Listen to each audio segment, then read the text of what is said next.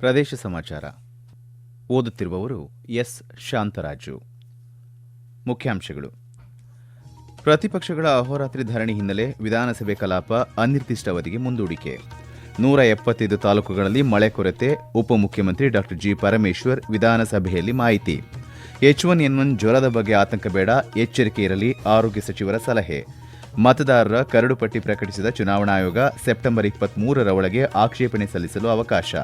ತಮಿಳುನಾಡಿಗೆ 9,000 ಕ್ಯೂಸೆಕ್ ನೀರು ಹರಿಸುವಂತೆ ಸಿಡಬ್ಲ್ಯೂಆರ್ಸಿ ಸೂಚನೆ. ಮಂಡ್ಯದಲ್ಲಿ ರೈತರಿಂದ ಪ್ರತಿಭಟನೆ.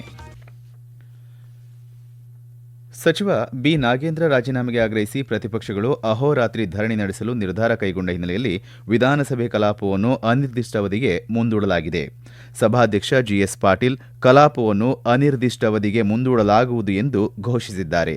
ಈ ಬಾರಿ 3 ದಿನಗಳ ಮುಂಚಿತವಾಗಿಯೇ ಕಲಾಪವನ್ನು ಮುಂದೂಡಲಾಗಿದೆ. ವಿಧಾನಮಂಡಲ ಅಧಿವೇಶನ ಆರಂಭವಾದಾಗಿನಿಂದ ಸಚಿವ ನಾಗೇಂದ್ರ ರಾಜೀನಾಮೆಗೆ ಆಗ್ರಹಿಸಿ ಪ್ರತಿಪಕ್ಷಗಳ ಸದಸ್ಯರು ಧರಣಿ ಕೈಗೊಂಡಿದ್ದರು. ಈ ಹಿನ್ನೆಲೆಯಲ್ಲಿ ಕಲಾಪ ಸುಗಮವಾಗಿ ನಡೆಯಲು ಸಾಧ್ಯವಾಗಿರಲಿಲ್ಲ. ವಿಧಾನಸಭೆಯಲ್ಲಿಂದು ಸಚಿವ ನಾಗೇಂದ್ರ ರಾಜೀನಾಮೆಗೆ ಒತ್ತಾಯಿಸಿ ಪ್ರತಿಪಕ್ಷ ಸದಸ್ಯರು ಸಭಾಧ್ಯಕ್ಷರ ಮುಂದಿನ ಬಾವಿಗೆ ಇಳಿದು ಧರಣಿ ನಡೆಸಿದರು. ಪ್ರತಿಪಕ್ಷಗಳ ಪ್ರತಿಭಟನೆ ನಡುವೆ ವಿಧಾನಸಭೆಯಲ್ಲಿ ಧ್ವನಿ ಮತದ ಮೂಲಕ 8 ವಿಧೇಯಕಗಳಿಗೆ ಅನುಮೋದನೆ ದೊರೆತಿದೆ.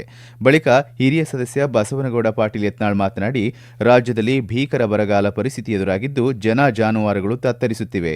ಬರ ಪೀಡಿತ ಪ್ರದೇಶಗಳಲ್ಲಿ ಸೂಕ್ತ ಪರಿಹಾರ ಕಾಮಗಾರಿ ಕೈಗೊಳ್ಳುವ ಮೂಲಕ ಸರ್ಕಾರ ರೈತರ ನೆರವಿಗೆ ಬರಬೇಕು ಎಂದು ಮನವಿ ಮಾಡಿದರು. ಸರ್ಕಾರ ಕಾಲಮಿತಿಯೊಳಗೆ ಕೃಷ್ಣಾ ಮೇಲ್ದಂಡೆ ಯೋಜನೆಯ ಕಾಮಗಾರಿ ಮುಗಿಸಿ ರಾಜ್ಯದ ಪಾಲಿನ ನೀರನ್ನು ಸಂಪೂರ್ಣವಾಗಿ ಬಳಸಿಕೊಳ್ಳಬೇಕು ಎಂದು ಸಲಹೆ ನೀಡಿದರು. ಉಪಮುಖ್ಯಮಂತ್ರಿ ಹಾಗೂ ಕಂದಾಯ ಸಚಿವ ಡಾ ಜಿ. ಪರಮೇಶ್ವರ್ ಬರ ಪರಿಸ್ಥಿತಿಯ ಕುರಿತು ಮಾತನಾಡಿ, 1976ರ ನಂತರ ರಾಜ್ಯದಲ್ಲಿ ತೀವ್ರ ಸ್ವರೂಪದ ಬರ ಪರಿಸ್ಥಿತಿ ಈಗ ಎದುರಾಗಿದೆ. 240 ತಾಲೂಕುಗಳಲ್ಲಿ 175 ತಾಲೂಕುಗಳಲ್ಲಿ ಮಳೆ ಕೊರತೆ ಎದುರಾಗಿದ್ದು 14 ತಾಲೂಕುಗಳಲ್ಲಿ ತೀವ್ರ ಮಳೆ ಕೊರತೆ ಉಂಟಾಗಿದೆ ಎಂದು ಸದನಕ್ಕೆ ಮಾಹಿತಿ ನೀಡಿದರು. ರಾಜ್ಯದಲ್ಲಿ ಬರ ಪರಿಸ್ಥಿತಿ ಎದುರಿಸಲು ಸರ್ಕಾರ ಎಲ್ಲ ರೀತಿಯ ಅಗತ್ಯ ಸಿದ್ಧತೆಗಳನ್ನು ಮಾಡಿಕೊಂಡಿದೆ. ಬರ ಪೀಡಿತ ಪ್ರದೇಶಗಳಿಂದ ಜನರು ಗುಳೆ ಹೋಗುವುದನ್ನು ತಪ್ಪಿಸಿ ಉದ್ಯೋಗ ಒದಗಿಸಲು 16,460 ಕಾಮಗಾರಿಗಳನ್ನು ಸೃಷ್ಟಿಸಲಾಗಿದೆ ಎಂದು ಅವರು ತಿಳಿಸಿದರು. ಬೆಂಗಳೂರು ನಗರದಲ್ಲಿ H1N1 ಪ್ರಕರಣಗಳಲ್ಲಿ ತುಸು ಏರಿಕೆ ಕಂಡುಬಂದಿದೆ ಎಂದು ಆರೋಗ್ಯ ಸಚಿವ ಯುಟಿ ಖಾದರ್ ತಿಳಿಸಿದ್ದಾರೆ. ಬೆಂಗಳೂರಿನಲ್ಲಿಂದು ರಾಜ್ಯ ಹಾಗೂ ಜಿಲ್ಲಾ ಮಟ್ಟದ ಹಿರಿಯ ಆರೋಗ್ಯ ಅಧಿಕಾರಿಗಳೊಂದಿಗೆ ಪರಿಶೀಲನಾ ಸಭೆ ನಡೆಸಿದ ಸಚಿವರು, ಯಾವುದೇ ತುರ್ತು ಪರಿಸ್ಥಿತಿಯನ್ನು ಸಮರ್ಥವಾಗಿ ಎದುರಿಸಲು ರಾಜ್ಯದ ಆರೋಗ್ಯ ವ್ಯವಸ್ಥೆಯು ಅಗತ್ಯ ಮೂಲಸೌಕರ್ಯ, ಬೆಡ್ಗಳು ಹಾಗೂ ಔಷಧಿಗಳ ಸಂಗ್ರಹದೊಂದಿಗೆ ಸನ್ನದ್ದವಾಗಿದೆ ಎಂದು ಸ್ಪಷ್ಟಪಡಿಸಿದ್ದಾರೆ. ಕೇವಲ 8 ತಿಂಗಳಲ್ಲಿ ರಾಜ್ಯಾದ್ಯಂತ 4,212 H1N1 ಪ್ರಕರಣಗಳು ವರದಿಯಾಗಿವೆ. ಮಕ್ಕಳಲ್ಲಿ ಪದೇ ಪದೇ ಬರುವ ಜ್ವರ, ಬಿಟ್ಟು ಬಿಟ್ಟು ಬರುವ ಚಳಿ, ಮೈಕೈ ನೋವು, ಆಯಾಸ, ಸುಸ್ತು, ನೆಗಡಿ, ಕೆಮ್ಮು ಇತ್ಯಾದಿ ಲಕ್ಷಣಗಳು ಕಂಡುಬಂದರೆ ನಿರ್ಲಕ್ಷ್ಯ ವಹಿಸದಂತೆ ಸಲಹೆ ನೀಡಿದ್ದಾರೆ. ಕೂಡಲೇ ಹತ್ತಿರದ ಆಸ್ಪತ್ರೆ ಅಥವಾ ಕ್ಲಿನಿಕ್ಗೆ ಭೇಟಿ ನೀಡಿ ವೈದ್ಯರನ್ನು ಸಂಪರ್ಕಿಸಿ ಸೂಕ್ತ ಚಿಕಿತ್ಸೆ ಪಡೆಯಬೇಕು. ಯಾವುದೇ ಕಾರಣಕ್ಕೂ ಸ್ವಯಂ ಔಷಧೋಪಚಾರ ಮಾಡಬಾರದು ಎಂದು ಸಚಿವರು ಎಚ್ಚರಿಕೆ ನೀಡಿದ್ದಾರೆ. ಅನಾರೋಗ್ಯ ಪೀಡಿತ ಮಕ್ಕಳನ್ನು ಶಾಲೆಗೆ ಕಳುಹಿಸಬಾರದು ಹಾಗೂ ಮನೆಯಲ್ಲೇ ಚಿಕಿತ್ಸೆ ನೀಡಬೇಕು. ಇದು ಇತರೆ ಮಕ್ಕಳಿಗೆ ಸೋಂಕು ಹರಡುವುದನ್ನು ತಡೆಯಲು ಸಹಕಾರಿಯಾಗುತ್ತದೆ ಎಂದು ಆರೋಗ್ಯ ಸಚಿವರು ತಿಳಿಸಿದ್ದಾರೆ. ಚುನಾವಣಾ ಆಯೋಗ ಇಂದು ಮತದಾರರ ಕರಡು ಪಟ್ಟಿಯನ್ನು ಪ್ರಕಟಿಸಿದೆ. ರಾಜ್ಯದಲ್ಲಿ 5,54,00,000 ಮತದಾರರ ಪೈಕಿ 4,46,00,000 ಮಂದಿಯ ಹೆಸರು ಪಟ್ಟಿಯಲ್ಲಿ ಉಳಿದುಕೊಂಡಿದೆ ಎಂದು ಮುಖ್ಯ ಚುನಾವಣಾ ಆಯುಕ್ತ ಅನ್ಬು ಕುಮಾರ್ ತಿಳಿಸಿದ್ದಾರೆ. ಬೆಂಗಳೂರಿನಲ್ಲಿಂದು ಸುದ್ದಿಗಾರರೊಂದಿಗೆ ಮಾತನಾಡಿದ ಅವರು, 1,07,96,000 ಮತದಾರರನ್ನು ಎಎಸ್ಡಿಡಿಒ ಆಗಿ ಗುರುತಿಸಲಾಗಿದ್ದು, ರಾಜ್ಯದಲ್ಲಿ 951 ಎನ್ಆರ್ಐಗಳು ಇದ್ದಾರೆ ಎಂದು ತಿಳಿಸಿದ್ದಾರೆ. ಕರಡು ಪಟ್ಟಿಯಲ್ಲಿ ಹೆಸರು ಇಲ್ಲದಿದ್ದರೆ ಮತದಾರರು ಆಕ್ಷೇಪಣೆ ಸಲ್ಲಿಸಬಹುದು. ಸೆಪ್ಟೆಂಬರ್ 23ರ ಒಳಗೆ ಆಕ್ಷೇಪಣೆ ಸಲ್ಲಿಸಲು ಅವಕಾಶವಿದ್ದು, ಅಕ್ಟೋಬರ್ 27ರಂದು ಅಂತಿಮ ಪಟ್ಟಿ ಪ್ರಕಟವಾಗಲಿದೆ. ಭೌತಿಕವಾಗಿ ಇಆರ್ಸಿ ಇಲ್ಲವೇ ಎಇಆರ್ಒ ಮೂಲಕ ಅಥವಾ ಆನ್ಲೈನ್ನಲ್ಲಿ ವೋಟರ್ಸ್ ಇಸಿಐ ಪೋರ್ಟಲ್ ಮತ್ತು ಇಸಿಐ ನೆಟ್ ಮೊಬೈಲ್ ಆಪ್ ಮೂಲಕ ಅರ್ಜಿ ಸಲ್ಲಿಸಬಹುದು ಎಂದು ಮುಖ್ಯ ಚುನಾವಣಾ ಆಯುಕ್ತರು ತಿಳಿಸಿದ್ದಾರೆ. ರಾಜ್ಯದ ಇತರೆ ಜಿಲ್ಲೆಗಳಲ್ಲಿಯೂ ಮತದಾರರ ಕರಡು ಪಟ್ಟಿ ಪ್ರಕಟಗೊಂಡಿದೆ. ಬೆಂಗಳೂರು ನಗರದಲ್ಲಿ 56,99,000 ಮತದಾರರಿದ್ದಾರೆ ಎಂದು ಜಿಬಿಎ ಮುಖ್ಯ ಆಯುಕ್ತ ಮಹೇಶ್ವರ ರಾವ್ ತಿಳಿಸಿದ್ದಾರೆ. ಮಂಡ್ಯದಲ್ಲಿ ಕರಡು ಮತದಾರರ ಪಟ್ಟಿಯಲ್ಲಿ ಜಿಲ್ಲಾಧಿಕಾರಿ ಡಾ ಕುಮಾರ್ ಪ್ರಕಟಿಸಿದ್ದು, ಜಿಲ್ಲೆಯಲ್ಲಿ ಒಟ್ಟು 14,08,000 ಮತದಾರರ ನೋಂದಣಿಯಾಗಿದೆ ಎಂದು ತಿಳಿಸಿದ್ದಾರೆ. ಹಾಸನ ಜಿಲ್ಲೆಯ 7 ವಿಧಾನಸಭಾ ಕ್ಷೇತ್ರಗಳಲ್ಲಿ ಒಟ್ಟು 13,75,000 ಮತದಾರರು ಪಟ್ಟಿಯಲ್ಲಿ ಉಳಿದಿದ್ದು, 1,67,000 ಮತದಾರರು ವಿವಿಧ ಕಾರಣಗಳಿಂದ ಪಟ್ಟಿಯಿಂದ ಕೈಬಿಡಲಾಗಿದೆ ಎಂದು ಜಿಲ್ಲಾ ಚುನಾವಣಾಧಿಕಾರಿ ಕೆಎಸ್ ಲತಾಕುಮಾರಿ ಮಾಹಿತಿ ನೀಡಿದ್ದಾರೆ. ಕೋಲಾರ ಜಿಲ್ಲೆಯಲ್ಲಿ ಒಟ್ಟು 11,24,000 ಮತದಾರರಿದ್ದು, ಪಟ್ಟಿಯಿಂದ 1,71,000 ಮತದಾರರನ್ನು ಕೈಬಿಡಲಾಗಿದೆ ಎಂದು ಜಿಲ್ಲಾಧಿಕಾರಿ ಎಂಆರ್ ರವಿಕುಮಾರ್ ತಿಳಿಸಿದ್ದಾರೆ. ವಿಜಯಪುರ ಜಿಲ್ಲೆಯಲ್ಲಿ ಒಟ್ಟು 16,84,000 ಮತದಾರರಿದ್ದಾರೆ ಎಂದು ಜಿಲ್ಲಾಧಿಕಾರಿ ಮಾಹಿತಿ ನೀಡಿದ್ದಾರೆ. ದಕ್ಷಿಣ ಕನ್ನಡ ಜಿಲ್ಲೆಯಲ್ಲಿ 16,46,000 ಮತದಾರರ ಪಟ್ಟಿಯಿಂದ ಹೊರಗುಳಿದಿರುವ 1,50,000 ಮತದಾರರಿಗೆ ಆಕ್ಷೇಪಣೆ ಸಲ್ಲಿಸಲು ಚುನಾವಣಾ ಆಯೋಗ ಅವಕಾಶ ಕಲ್ಪಿಸಿದೆ ಎಂದು ದಕ್ಷಿಣ ಕನ್ನಡ ಜಿಲ್ಲಾಧಿಕಾರಿ ದರ್ಶನ್ ಎಚ್ವಿ ತಿಳಿಸಿದ್ದಾರೆ. ಪ್ರದೇಶ ಸಮಾಚಾರ ಕೇಳುತ್ತಿದ್ದೀರಿ. ನಮ್ಮ ಎಲ್ಲಾ ರಾಷ್ಟ್ರೀಯ ವಾರ್ತೆಗಳು ಹಾಗೂ ಪ್ರದೇಶ ಸಮಾಚಾರ ಈಗ ಆಕಾಶವಾಣಿ ನ್ಯೂಸ್ ಕನ್ನಡ ಯೂಟ್ಯೂಬ್ ಚಾನೆಲ್ನಲ್ಲಿ ಲಭ್ಯ. ನಮ್ಮ ಎಕ್ಸ್ ಖಾತೆ ಮತ್ತು ಇನ್ಸ್ಟಾಗ್ರಾಂ ಖಾತೆ ಆಕಾಶವಾಣಿ ನ್ಯೂಸ್ ಕನ್ನಡ. ಹೆಚ್ಚಿನ ಮಾಹಿತಿಗಾಗಿ ನಮ್ಮ ಫೇಸ್ಬುಕ್ ಖಾತೆ AIR ಕನ್ನಡ ನ್ಯೂಸ್ ಅನುಸರಿಸಿ. ಮಾಹಿತಿಯ ಹೂರಣ ವಾರದ ಕಾರ್ಯಕ್ರಮ ಪ್ರಚಲಿತ ವಿದ್ಯಮಾನ ಪ್ರತಿ ಬುಧವಾರ 9:15. ಕಾವೇರಿ ನದಿ ನೀರು ಹಂಚಿಕೆ ವಿಚಾರದಲ್ಲಿ ರಾಜ್ಯಕ್ಕೆ ಮತ್ತೆ ಹಿನ್ನಡೆಯಾಗಿದ್ದು, ಮುಂದಿನ 15 ದಿನಗಳ ಕಾಲ 9,000 ಕ್ಯೂಸೆಕ್ ನೀರು ಹರಿಸುವಂತೆ ಕಾವೇರಿ ನೀರು ನಿಯಂತ್ರಣ ಸಮಿತಿ ಸೂಚಿಸಿದೆ. ಇಂದು ನಡೆದ ಸಮಿತಿಯ 141ನೇ ಸಭೆಯಲ್ಲಿ ಈ ನಿರ್ಧಾರ ಕೈಗೊಳ್ಳಲಾಗಿದೆ.